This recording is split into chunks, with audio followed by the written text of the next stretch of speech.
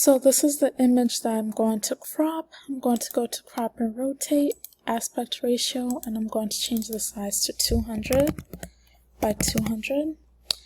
And once I do that, I'm going to make sure that the hiking trails and the George Washington Bridge are both in the picture, because my website is basically highlighting hiking trails in New Jersey, so I want to make sure that they can see all the trails and also the view that they'll see they go hiking.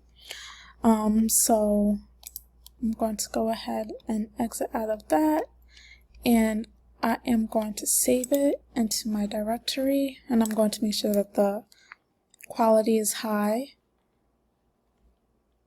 Okay. And then I'll save it under,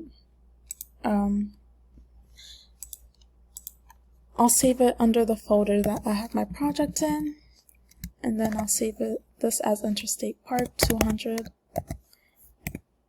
by 200.